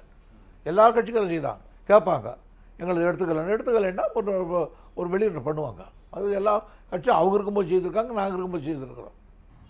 நீங்களே கூட நகைச்சுவை எல்லா இடத்துலையும் சொல்லுவீங்களா? அதான் நான் போயிட்டு 11 மணிக்கெல்லாம் வீட்டுக்கு வந்துடுறேன் அப்படின்னு சொல்லி தான் சட்டமன்றத்துக்கே போவீங்களா? அப்படியெல்லாம் கிடையாது. எனக்கு சட்டமன்றம் போகிறதுல என்ன மாதிரி ஒரு விருப்பம் உள்ளவங்க எனக்கு அதிகமான விருப்பம். காரணம், என்னுடைய வாழ்க்கையில் பாதி நாள் அங்கே கழிச்சிட்டேன். நான் எதிர்கட்சியில் ரொம்ப நாள் இருந்திருக்கேன். ஒரு ரொம்ப நாள் எம்ஜிஆர் பீரியடில் 3 வருஷம் இருந்திருக்கேன், இவங்க பீரியடில் 2 முறை இருந்திருக்கேன். அதனால் எனக்கு எதிர்கட்சியில் இருந்திருக்கேன். ஆளுங்கட்சியில் நான் அதிகமான பணியாற்றியதை விட எதிர்கட்சியில் பணியாற்றுறது தான் எனக்கு விருப்பம். எனக்கு தெரியும் எப்போ என்ன சப்ஜெக்ட் போடணும், எதை பேசணுன்றது எதிர்கட்சியில் தான் அதிகமாக தெரியும். ஆளுங்கட்சியாவது என்னுடைய இலாக்கா வரையும் தான் பார்த்துன்னு உட்காந்துருக்கணும். இது ஆல்ரவுண்ட் பிளேயர், சுற்றி விளையாடலாம். ஆல்ரவுண்டராக இருக்க தான் விரும்புகிறீங்க. அவங்களால முடியாது. பாவம் அந்த மந்திரிகளுக்கு எழுதி என்ன எடுத்து வந்துருக்காங்களோ அதை மட்டும் தான் படிப்பாங்க. அவங்களுக்கு அதுக்கு மேலே ஆன் தி ஸ்பாட்டில் பதில் சொல்கிறதுக்கு அவங்களால முடியாது. இதுக்கு ஒரு பதில் சொல்கிறாங்கன்னா, கருணாநிதி காவேரியில் துரோகம் பண்ணிட்டார், ஒரு துரும்பை கூட எடுத்து போடல அப்படின்றார். நீங்கள் சொல்ல பண்ணுவாங்க, நான் என்ன துரும்பு எடுத்து போட்டோமா தூண் எடுத்து போட்டோமான்னு சொல்கிறதுக்கு விளக்கம் கொடுக்கல. முடியாது. விளக்கம் சொல்வதற்கு உரிய வாய்ப்பு அளிக்கப்படுறது, அடிக்கிறது. அதான் பிரச்சனையே, அதுதான் சார் பிரச்சனையே அதுதான். நீங்கள் எவ்வளோ குற்றச்சாட்டை சொன்னாலும் உட்காந்து எம்ஜிஆர் கேட்பார், யார் கேட்பாங்க, கலைஞர் மேலே என்ன குற்றச்சாட்டு பண்ணார்? ஆண்டே ஒரு நாள் கேட்டார், நம்பிக்கையில்லா தீர்மானம் கொண்டு வந்திருக்கிறோம், ஏன் எடுத்துக்க மாட்டேன்றீங்கன்னு. சொல்லலையே, நான் இப்போவே ரெடி, நீங்கள் பேசுங்கன்னார். நான் இப்போ ரெடியாக வரல, நாளைக்கு. அதனால் எங்களுக்கு சட்டமன்றத்தை பொறுத்த வரையும் ஆளுங்கட்சியாக இருந்தாலும் எதிர்கட்சியாக இருந்தாலும் ஃபுல் ப்ரிப்பரேஷன் தான் போவோம். போயிட்டு மாட்டிக்கிட்டு வெளியே வர மாட்டோம். சார், வேறு வழியே இல்லை அப்படிங்கிற சூழ்நிலையில் வெளிநடப்பு செய்கிறதாக நீங்கள் சொல்கிறீங்க. அடிக்கடி இது போன்ற வெளிநடப்பு பண்ணுவது மக்கள் மத்தியில் ஒரு அதிருப்தி ஏற்படுத்தாதா? மக்கள் மத்தியில் அவங்கள தான் அப்போ தான் கேட்பாங்க, ஏன் வெளிநடப்பு பண்ணுறாங்கன்னு பார்ப்போம். இந்த மாதிரி பிரச்சனை நாங்கள் தான் விளக்கம் சொல்கிறோமே. பார்லிமெண்ட்டில் டெய்லி மூடி வச்சுருக்கிறவனுக்கு என்ன பண்ணுறீங்க? பார்லிமெண்ட் சபையே நடக்கலையே, அது உங்களுக்கு தெரியல. அதில் ஜனநாயகம் செத்து போல, எங்களுக்கு தோணும் ஜனநாயகம் செத்து போதும். எங்கள் பத்திரிக்கைக்காரருக்கு அதெல்லாம் விட்டுருவீங்க, திமுககாரன் வெளிநடப்பா கேட்பீங்க. இல்லை நம்ம ஊர் விஷயங்களை நம்ம மக்களுக்கு சொல்கிறது தானே. நீங்கள் ஒரு நாளாவது எங்களுடைய கோரிக்கை எடுத்து ஏன் நீங்கள் பண்ணலன்னு நீங்கள் ஒரு மந்திரியை கேட்டிருக்கீங்களா? எங்களை திருப்பி இது 2வது முறை என்ன பேட்டி எடுக்கிறீங்களே, நீங்கள் ஒரு மந்திரியை பார்த்து ஏன் இப்படி நடந்துக்கிட்டுன்னு கேட்டிருக்கீங்களா? வைத்தியலிங்கத்தை பார்த்து இப்படி சவால் ஊட்டி இப்படி ஃபெல்லாம் பேச்சு கேட்டிருக்கீங்களா? அதற்கான வாய்ப்பு கிடைக்கிறது. அதுக்கு என்ன பண்ணுறது? ஊருக்கு கிடைச்ச பிள்ளார் கோயிலாண்டி நாங்கள் கேட்டால் நாங்கள் உங்களை தான் நீங்கள் ஒன்றுங்க ஒத்துக்கிறோம், பதில் சொல்கிறோம், எங்களை மட்டும் எக்ஸ்போஸ் பண்ணியிருப்பீங்க. ஒரு மந்திரி கிட்ட ஒரு எம்எல்ஏ கிட்ட நீங்கள் பேட்டி எடுத்திருக்கீங்களா? ஒரு அறிக்கை வாங்கியிருக்கீங்களா? அவ்வளோ பயம் உங்களுக்கு? எங்களுக்கு பயம் இல்லை சார், தயாராக இருக்கிறோம். சில வேளை வர்றவங்களுக்கு வேணா பயமா இருக்கலாம். அதாவது தமிழகத்தில் இப்போது நிலவுகின்ற எல்லா பிரச்சனைகளுக்கும் திமுக தான் காரணம் என்கிற மாதிரி ஒரு ஒரு ஒரு பரப்புரை செய்யப்படுகிறது. மக்கள் நம்ப வைக்கப்படுகிறார்கள். இது ஒரு ஒரு ஒரு ஒரு திமுகவுக்கு ஒரு ஆபத்தான விஷயம் இல்லையா அது? சார், எதிர்கட்சியில் இருக்கிறவங்க திமுகவில் நல்லா செய்திருக்காங்க, திமுகவில் நாட்டுக்கு ரொம்ப நன்மை அப்படின்னு சொல்லுவாங்க. பொய்யும் பித்தலாட்டும் சொல்கிறதுக்கும் அரசியல் உண்டு. அதுதான் அவங்க சொல்லிக்கிட்டு இருக்காங்க. இன்னைக்கு நிலவுகிற மின்வெட்டு கூட இத்தனை மணி நேரம் திமுக ஆட்சியில் 4 மணி நேரம் மின்வெட்டு இருந்தது. இப்பொழுது 16 மணி நேரம் 17 மணி நேரம் மின்வெட்டு இருக்கிறது. இதற்கும் காரணம் திமுக ஆட்சியில் உரிய திட்டங்கள் போடப்படாததான் என்ற மாதிரியான பரப்புரை தானே செய்யப்படுது. அது அங்கே தான் தப்பு பண்ணுறீங்க. இப்போ அவங்க பெற்றிருக்கிற மேட்டூரானாலும் இங்கே இருக்கிறவனாலும் இதை பூரா எடுத்து பண்ணது நாங்கள் தான்.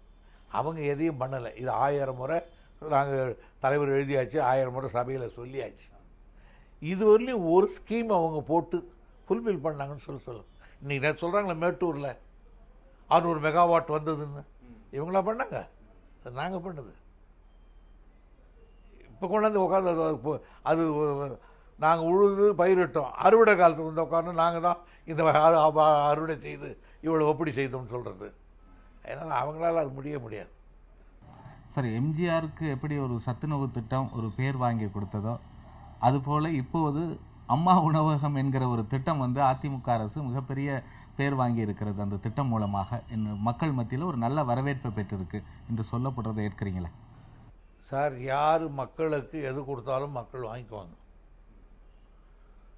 ₹1 ஒரு இட்லி கொடுக்குறாங்க, நாங்கள் ₹1 ஒரு கிலோ அரிசியை கொடுத்தோம். புரியுதுங்களா உங்களுக்கு? அந்த நேரத்தில் அவங்க இலவசமாக கொடுக்குறாங்க. அதை பண்ணுறேன் சொல்கிறேன். நான் எம்ஜிஆர் போட்டு சொல்லிட்டாங்க. அதனால் அதே எம்ஜிஆர் கூட தோக்கடிக்காமல் இருந்தாங்களா? பார்லிமெண்ட்டில் எல்லாத்தையும் கிளீன் பண்ணாங்க. சட்டமன்றத்தில் சாகும் வரைக்கும் அவர் முதல்வராக தானே இருந்தார். அது வேறு, சட்டமன்றத்தில் இருக்காங்க. அவரே போட்டு சட்டமன்ற பார்லிமெண்ட்டில் ஒன்றும் இல்லாமல் பண்ணார்ல. இல்லை, தமிழக மக்கள் பாராளுமன்றத்தை ஒரு மாதிரி இல்லை சொல்கிறேன். இல்லை, பார்லிமெண்ட் எங்கே மட்டும் என்ன நாங்கள் அதே மாதிரி இப்போ அவருக்கு ஒரு சக்தி இருந்தது, நான் இல்லைன்னு சொல்ல. அது மாதிரி மக்கள் மத்தியில் இவங்களை நாங்கள் கொடுத்துருக்கோம், நாங்கள் எல்லாத்தையும் கொடுத்தோம். அப்போ ஆஹா இது மாதிரி கிடையாதுன்னாங்க. இப்போ அவங்க போடுறாங்க, இது கொடுக்குறேன்றாங்க. இதெல்லாம் மக்கள் மத்தியில் எந்த அளவுக்கு? திரு துரைமுருகன் அம்மா உணவகம் என்கிற இந்த திட்டத்தை எப்படி பார்க்கிறார்? எப்படி இந்த திட்டம் மக்கள் வரவேற்புக்குரிய ஒரு திட்டம் என்கிறத ஒத்துக்கிறீங்களா? எனக்கு அதை பற்றி ஃபுல்லாக தெரியாது, இன்னும் நான் பார்க்கல. இப்போ எங்கள் ஊரில் தான் இப்போ தான் ஆரம்பிச்சிருக்குன்னு சொல்கிறாங்களாம். என்ன நிலமைன்னு தெரியல. தெரிந்தும் தெரியாதுன்னு சொல்லி எனக்கு ஒன்றும் அப்படி கிடையாது. நல்லதுன்னு நல்லதுன்னு சொல்லிட்டு போயிடுவேன். ஆனால் ஒன்று சோறு போடுறத யார் வேணான்னு சொல்லுவான்? சோறு போடுறத போய் யாராவது வேணான்னு சொல்லுவாங்களா? எனக்கு அதில் ஒன்றும் கிடையாது.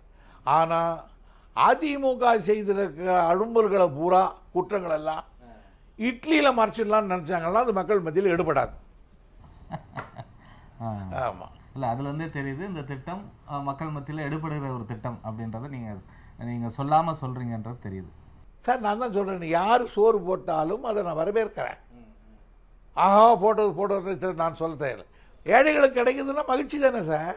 கண்டிப்பாக. ஆனால் அதுவே ஒரு ஆட்சிக்கு எல்லா பலனையும் கொடுத்துருன்னு சொல்ல முடியாது. இப்போ நாங்கள் குடிசையில் போய் உங்களுக்கு டிவி பார்க்காதவங்களுக்கு டிவி கொடுத்து சீரியல் பார்க்க வச்சோம். என்ன கொடுத்தோம்? ₹1 ஒரு கிலோ அரிசி கொடுத்தோம்.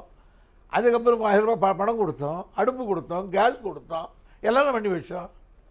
அவங்களுக்கு ஒரு மனநிலை வந்து மாறி போட்டாங்க. இப்படியெல்லாம் கொடுத்து திமுகவும் அதிமுகவும் மாறி மாறி இலவசங்களை கொடுத்து இந்த தமிழக மக்களை சோம்பேறிகளாக ஆக்கியிருக்காங்க அப்படின்றது தான் ஒரு ஒரு பொதுவான. அது பெரிய மேதாவிகள் சொல்கிறது. எந்த நாட்டில் இல்லை, எல்லா நாட்டிலும் இலவசம். அமெரிக்காவில் சும்மாக்கிறவனுக்கெல்லாம் பணம் கொடுத்துருக்குறான் தெரியுமா உங்களுக்கு? நீங்கள் ஒன்றும் வேலைக்கு போகலன்னா பணம் கொடுத்துருக்குறான் அமெரிக்காவில். அது மட்டும் பண்ணலாமா? இந்த ஊரில் பெரிய மேதாவிகள் இப்படி இருக்கான். சில வேளை இப்போ திமுகவின் அடுத்த திட்டம் இந்த மாதிரியா இருக்குமோ? எது? வேலை இல்லாதவங்களுக்கு பணம் கொடுக்கறது. அதிமுக அரசோட இப்போ அரசு இந்த செயல்பாடுகளை எப்படி பார்க்குறீங்க சார்? நான் நாடு பூரா பார்த்துட்டு இருக்கிறீங்களே, நான் என்ன தனியாக சொல்கிறது? நாட்டில் பூரா இருண்டு கிடக்குது. இது இப்போவே கரண்ட்டாகி போச்சு. நீங்கள் போய் இன்டர்வியூ நடக்கும்போதே இருள் நடந்துடுச்சு, இருண்டு கிடக்குது. இவங்களும் வந்து 2 வருஷம் ஆச்சு, இது வரையும் அதை பற்றி ஒன்றும் இல்லை. ஒவ்வொரு நாளும் ஏறிக்கிட்டு போகுது. ஆகியனால மின்சாரம் இல்லாததுனால விவசாயம் கிடையாது, விவசாயம் இல்லாததுனால விவசாயிக்கு வருமானம் கிடையாது.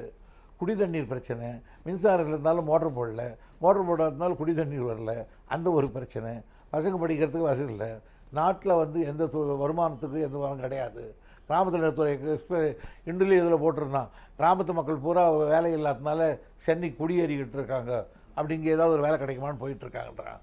மூணாவது, மக்களுக்கு உயிருக்கும் உடைமைக்கும் பாதுகாப்பல்ல. ஒரு அரசாங்கம் என்பது மெயினாக தன்னுடைய குடிமக்களுக்கு உயிருக்கும் உடைமைக்கும் பாதுகாப்பு அளிக்கணும். அது இல்லை. எங்கே போகிற நாளைக்கு 100 கொலை 10 கொலை 20 கொலை நடக்குது. எங்கே பார்த்தாலும் திருடு. பத்திரிக்கை எடுத்தால் ஒரு பார்த்தீங்கன்னா ஒரு 20 திருடு 5 கொலை 4 கொலை நடக்குது. திமுக ஆட்சி காலத்தில் இதெல்லாம் இவ்வளோ நடக்கலை. எல்லா நாட்டிலையும் நடக்கும், இல்லைன்னு சொல்லலாம். எல்லா காலகட்டத்திலும் இல்லை, எல்லா காலம் நடக்கும். ஆனால் இந்த மாதிரி அவுத்து விட்ட மாதிரி இந்த மாதிரி என்றைக்கும் நடந்து கிடையாது. அது மாதிரி சட்டம் ஒழுங்கு கெட்டு போச்சு நாட்டில் உங்களுக்கு.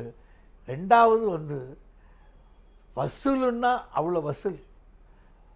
இப்போ எப்படி நடத்துகிறாங்கன்னு கேட்டிங்கன்னா, அதிகாரிகள் போய் வசூல் பண்ணுறான் சார் பணத்தை. நீங்கள் அதெல்லாம் மட்டும் பண்ணுறீங்களா? உங்கள் ஆட்சி காலத்தில் நீங்கள் வியாபாரம் கிடையாது. நோ, அமைச்சர்கள் வசூல் பண்ணாங்க, இப்போ அதிகாரிகள் வசூல் இல்லை. பண்ணுறாங்க சார், நான் வந்து என் தொகுதிக்கு என்னுடைய கட்சிக்கு நிதி வேணும்னு நான் போய் கேட்கறது வேறு. ஆனால் அதிகாரிகள் விட்டு வசூல் பண்ணி என் கட்சிக்கு பணம் கொடுக்கறது இருக்க, இட்ஸ் அ பேட் பிரசிடென்ட். அது இப்போ நடக்குது. அதெல்லாம் நீங்கள் பண்ண மாட்டீங்களே? இப்போ வேலூரில் போய் பாருங்கள், சேல் டாக்ஸ்கார 5 கோடி வேணும். ஒவ்வொருத்தரும் ஏறி எந்த கடைகள்லாம் நீங்கள் போய் சேல் டாக்ஸ் 10 கடைகளை கேளுங்க. நீங்கள் மெட்ராஸில் நீங்கள் ஒரு எல்லா ஹோட்டல்களும் கேளுங்க. போய் இப்போ எவ்வளோ எந்தெந்த அதிகாரி டிசி பெரிய ஆஃபீஸர் போய் கேட்டுனுக்கிறான். கேட்டால் சொல்கிறேன், நீங்கள் ஒன்று இந்த நம்பரை கொடுக்குறோம், நான் போட்டு கேளுன்னு சொல்கிறான். ஆகையினால இது மாதிரி ஒரு அநியாயத்தை நான் இந்தியாவில் பார்த்ததே கிடையாது. உங்கள் காலகட்டத்தில் ரொம்ப சீக்கிரட்டாக நடந்த விஷயம் நினைக்கிறேன். இல்லை, நாங்கள் அப்படி கிடையாது. எங்களை நீங்கள் குறை சொல்லணுன்றதுக்காக நான் சொல்லலை. நாங்கள் அப்படி எந்த ஆட்சியிலும் எப்படி நடக்காது. இவங்களே இதுக்கு முன்னால் நடத்தலை. அப்படி கட்சிக்காரன் வசூல் பண்ணுவான் நிதி. ஆனால் அதிகாரிகளை விட்டு கட்சிக்கு நிதி வசூல் பண்ண சொல்கிறதுன்றது it's a bad precedent. They are creating a bad precedent political. நல்லது. இப்போ அண்மையில் ஒரு மரக்காணத்தில் நடந்த கலவரம் அது தமிழகம் முழுவதும் பெரும் பிரச்சனையாக மாறியது.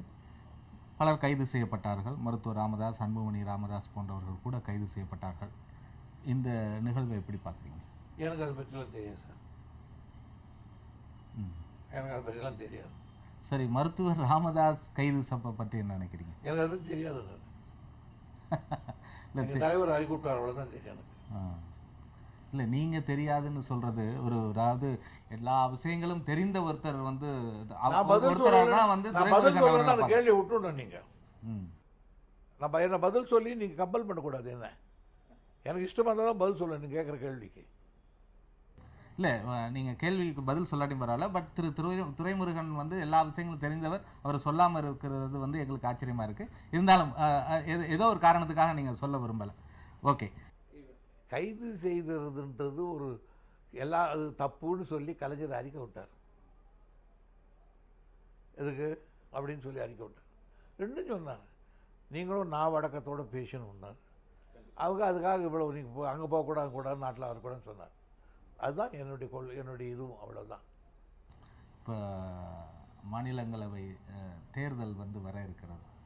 திமுகவுக்கு இதில் வாய்ப்பு கிடைக்குமா கிடைக்காதா என்பது தினந்தோறும் அது ஒரு எதிர்பார்ப்பாக அது ஒரு எல்லா இடத்திலும் பேசப்பட்டு வருகிறது. இந்த மாநிலங்களவை தேர்தலில் திமுக போட்டியிடுகிறதா, அந்த ஒரு உறுப்பினருக்கான இதில் போட்டியிடுகிறதா, அதற்கு வாய்ப்பு இருக்கிறதா, அதை பற்றி என்ன சொல்ல விரும்புகிறீங்க? போட்டி இருக்கிறோமா இல்லையா என்பது கட்சி தான் முடிவு பண்ணணும். நான் வரையும் ஒரு உட்காந்து முடிவு பண்ண முடியாது. ரெண்டாவது, எங்களுக்கு இருக்கிற எங்கள் உயரம் எங்களுக்கு தெரியும். எங்களுக்கு 23 சீட்டு தான், 34 குறைஞ்சது வேணும். ஆகையினால எங்களுக்கு இருக்கிற நிலைமை எங்களுக்கு தெரியும். அதுக்காக நாங்கள் வந்து அதுக்கப்புறம் எங்கேருந்து நிலைமை இருந்தது. அதனால் எங்களுடைய நிலைமை இதற்காக திமுக தனது நிலையிலிருந்து இறங்கி வராது என்று எதிர்பார்க்கலாம். இறங்கி வந்தாலும் மட்டும் என்ன ஆகும் உங்களுக்கு? எங்களுடைய நிலைமை இதுதான். எங்களுக்கு 23 பேர் இருக்கும், அவ்வளோதான். அதனால் அதில் என்ன முடிவு எடுக்க முடியல, போய் என்ன முடிவு எடுக்கிறதுக்கு இருக்குது. அதையும் மீறி ஏதாவது முடிவு எடுக்கணும்னா தலைமை தான் செய்யணும். அப்படிப்பட்ட ஒரு முடிவு கூட சில வேலைகளை எதிர்பார்க்கலாம்.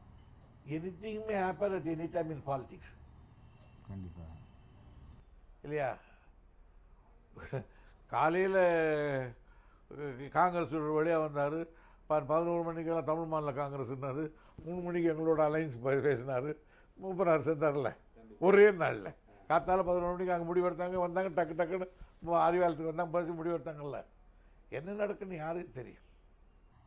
ஒரு சிறிய இடைவேளைக்கு பிறகு தொடருவோம் சார். நேயர்களே, ஒரு சிறிய இடைவேளைக்கு பிறகு மக்களுக்காக நிகழ்ச்சி தொடரும், இணைந்திருங்கள்.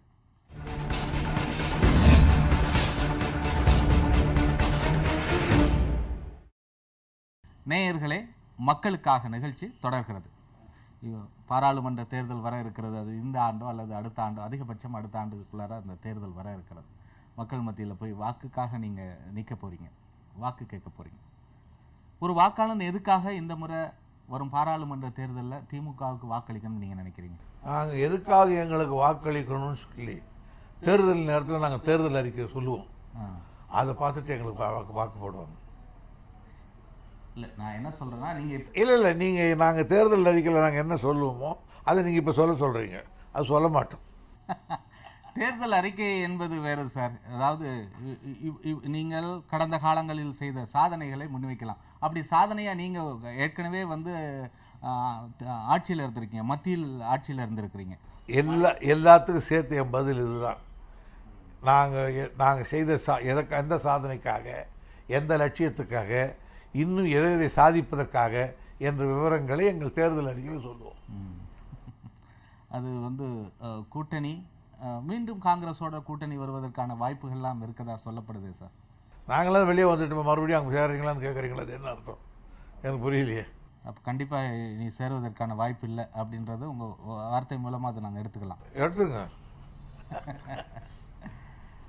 சரி சார், நிறைவாக இது கலைஞர் பிறந்த நாள் வாரம், அதாவது அவர்கிட்ட இருக்க நல்ல விஷயங்களை பேசுவது பொருத்தமாக இருக்கும் என்று நினைக்கிறேன். கலைஞர்கிட்ட ரொம்ப பிடிச்ச விஷயம் என்ன, எதை சொல்லுவீங்க? இதையெல்லாம் சொல்லுவீங்க? எல்லாத்த விட எனக்கு அவர்கிட்ட பிடிச்சது என்னன்னு கேட்டீங்கன்னா, ஒரு பாசம். அது மாதிரி ஒரு சில நேரங்களில் நம்மளை உரிக்கிடும். அது மாதிரி சம்பவங்கள் என்னுடைய வாழ்க்கையில் பல முறை ஏற்பட்டிருக்கு. அந்த அன்புக்கு, அந்த பாசத்துக்கு தான் எல்லாத்த விட நான் அவருக்கு கட்டுப்பட்டவன். ஆக ஒவ்வொருவருக்கும் ஒரு நெகிழ்வு ஏற்பட்டிருக்கும். அந்த நிகழ்வில் அவர்கிட்ட நாங்கள் தொடர்ந்து எவ்வளோ பெரிய இன்னல்கள் வந்தாலும், அல்லது பூம் பீரியடாக இருந்தாலும், டிப்ரெஷன் பீரியடாக இருந்தாலும், அவரோடு தொடர்ந்து இருக்கிறதுக்கு அது ஒரு காரணம். என்னை பொறுத்தவரையில் நாம் ஒரு சின்ன வருத்தப்படக்கூடாதுன்றதுல அவர் ரொம்ப கவனமாக இருப்பார். உதாரணத்துக்கு ஒன்று சொல்கிறேன். வழக்கமாக நாங்கள் கொண்டு போய் அவரை வீட்டில் விடுவோம். அந்த போய் அவர் லிஃப்ட்டில் ஏறுற வழி நாங்கள் நிற்போம். அதில் ஒரு கண்ணாடி இருக்கும். அந்த கண்ணாடி எனக்கு தெரியும். போகும்போது நாங்கள் யார் நிற்கிறோமோ அத்தனை பேரும் சொல்லுவார், துரை அப்போ சாயந்தரம் பார்க்கட்டுமா, ஒரு மணி ஹலோ சாயந்தரம் பார்க்குறேன் அப்படின்னு சொல்லிட்டு தான் ஏறுவார். ஒருத்தரையும் பேர் சொல்லிட்டு தான் ஏறுவார். ஒரு நாள் ஒரு பாட்டுக்கு போயிட்டார், நாங்களும் வந்துட்டோம். அப்படி இதில் பண்ணி திங்கில் போட்டோம். நானும் சண்முகநாதனும் காரில் வந்துக்கிட்டு இருக்கோம். அவர் அனுப்பிச்சிட்டு வர்றோம். சோழா ஹோட்டலில் தாண்டும் போது தலைவர் ஃபோன் வந்தோம். என்னன்னு கேட்டேன். இல்லையா, என்னமோ ஒரு கவனத்தில் நான் போகும்போது உங்ககிட்ட போயிட்டு வரேன்னு சொல்லாமல் வந்துட்டீங்க. எனக்கு மனசில் உறுத்திக்கிட்டே இருந்துச்சு, தப்பாக நினச்சிக்காதீங்க நீங்கள் அப்படின்னா. அதாவது அவர் ஒன்றும் சொல்லிட்டு பேரை நிறையா போயிட்டு வரேன்னு சொல்லலைன்னா ஒன்றும் ஒரு நாள் சொல்ல போயிடல. ஆனாலும் நாம் சொல்லலையே, ஒரு கால் அவனுக்காக தப்பாக நினைப்பாங்களோ அப்படின்றதுக்கு திருப்பி கொஞ்ச நேரம் போட்டு வீட்டிலேருந்து ஃபோன் பண்ணி சொல்கிறார் பாருங்க. அந்த இது யார்கிட்ட இருக்காது. அவர் சொல்லணும்னு அவசியம் இல்லை, இருக்காது. ஆனால் முதல் நாள் சாப்பிட்றோம், போய்ட்டு பர்த்டே அன்றைக்கி போயிட்டு மாலையெல்லாம் வச்சுட்டு வந்து ஈர்த்து வச்சுட்டு பெரிய அண்ணா சமாதிக்கு பெரியார் சமாதிக்கு வந்து அவர் பர்த்டே அண்ணா அறிவாலத்துக்கு பார்த்தோம்னே எப்போ அவரோட உட்காந்து டிஃபன் சாப்பிட்றோம். எல்லோரும் யார் யார் சாப்பிட்டே இருக்கீங்கன்னு கேட்குறாரு. உடனே பாலு இல்லை அப்படின்றாரு. இல்லை தான் இல்லை கூப்பிடுங்க. 3 சாப்பிட்ற வேலைக்கெல்லாம் 4 தரம் எங்கே அவன் பால் வரலையா? இல்லை சாப்பிட்ரு. அதாவது எத்தனை பேர் நம்ம இல்லைன்னு கண்டுபிடிச்சவன்னு கேட்குறாரு. நான் பால் வந்து கேட்டேன், சாப்பிட்றது விட்டுன்னு கேட்டுக்கிறது எங்கடா போட்டேன், நான் இங்கே போயிட்டேன் அப்படின்னு சொன்னேன். அந்த அளவுக்கு நான் இப்போ 4 நாள் ஆஸ்பத்திரியில் இருந்தேன். 4 நாள் தான் இருந்தேன். நான் போய் சேர்ந்தது கூட அவருக்கு சொல்லலை. நான் சண்முகன்கிட்ட சொன்னேன், இப்போ தேடாதீங்க, நான் ஹாஸ்பிட்டலில் இருக்கிறேன் அப்படி சொல்லியிருக்கேன். உடனே டாக்டரை கூப்பிட்டு அப்போலோவில் கூப்பிட்டு கேட்குறாரு, கேட்டு என்ன சமாச்சாரம்ட்டு. உடனே எனக்கு ஃபோன் பண்ணார், டாக்டரோட பேசினியா, ஒன்றும் இல்லையா, வைரஸ் எதுவும் இல்லையா, அதனால் தைரியமாயிரு அப்படி இப்படின்னு. நான் வரட்டுமானார். இங்கே ஒன்று வராதிங்க நீங்கள் அப்படின்னு. அப்படி நான் வீட்டுக்கு வந்துட்டேன். நான் வீட்டுக்கு வந்துட்டு அன்றைக்கி சாயந்தரம் ஃபோன் பண்ணார், ஹாஸ்பிட்டலில் இருக்கேன், எங்கே இருக்க வீட்டில் இருக்கேன், நீ அங்கேயே நான் வரேன் அப்படின்னாரு. எதுக்குண்ணா? இல்லையா, நான் ஹாஸ்பிட்டலில் ஒன்று வந்து பார்க்கல, நான் இங்கே வரேன்னாரு. இங்கே வேணாங்க, உங்களுக்கு சக்கரெலாம் ஏறத்துக்கு எங்கள் படிக்கட்டுது, ஏற முடியாது, நான் வர்றேன். இல்லையா, நான் வரேன், ரொம்ப நாளாச்சு வந்து வீட்டுக்குன்னாரு. ஐயோ வரவே வேணான்ட்டு நான் போயிட்டேன். அது மாதிரி ஒரு நம்முடைய நெஞ்சை நெகிழ வைக்கக்கூடிய ஒரு தாய்ப்பாசம் உள்ள ஒரு தலைவரை பார்க்க முடியும். கலைஞரிடம் இவ்வளவு விஷயங்கள் உங்களுக்கு பிடிச்சது, நிறைய விஷயங்களை சொல்லியிருக்கீங்க. எதையும் நீங்கள் தைரியமாக பேசக்கூடியவர். சொல்லுங்கள், தமிழக முதல்வர் செல்வி ஜெயலலிதா அவர்கள்ட்ட உங்களுக்கு பிடிச்ச விஷயம் என்ன? அவங்க மேலே எனக்கு உங்களுக்கு பிடிச்சது என்னன்னு கேட்டார். 2 அசாத்திய தைரியம், விளைவு என்னன்றதை பற்றி கவலைப்படாமல் ஒரு மிலிட்ரியில் இறங்குற மாதிரி, மார்ச் அப்படின்னு இறங்குற மாதிரி பண்ணுறாங்களே, அது எனக்கு பிடிக்குது, இல்லைன்னு சொல்ல. 2வது என்னன்னு கேட்டிங்கன்னா, அதிகாரிகளை பூரா நடுநடுங்க வச்சுருக்காங்க. அதெல்லாம் அந்த அசாத்திய இதில் தான் வர்றது. அதனால் ஒரு அசாத்திய தைரியம் இருக்க, அது எனக்கு பிடிக்கும். ரொம்ப நன்றி சார். மீண்டும் இந்த நிகழ்ச்சியில் பங்கேற்று பல்வேறு கருத்துக்களை பதிவு செய்திருக்கிறீங்க. இதற்காக பாலிமர் தொலைக்காட்சி நேயர்கள் சார்பாகவும் நிர்வாகம் சார்பாகவும் மீண்டும் நன்றி. நேயர்களே, மக்களுக்காக நிகழ்ச்சியில் இதுவரை திராவிட முன்னேற்றக் கழகத்தின் முன்னணி தலைவர்களில் ஒருவரும் முன்னாள் அமைச்சருமான திரு துரைமுருகன் அவர்களை சந்தித்து பேசினோம். மீண்டும் அடுத்த வாரம் மற்றொரு முக்கிய அரசியல் பிரமுகரோடு சந்திப்போம். அதுவரை உங்கள் அனைவருக்கும் நன்றி, வணக்கம்.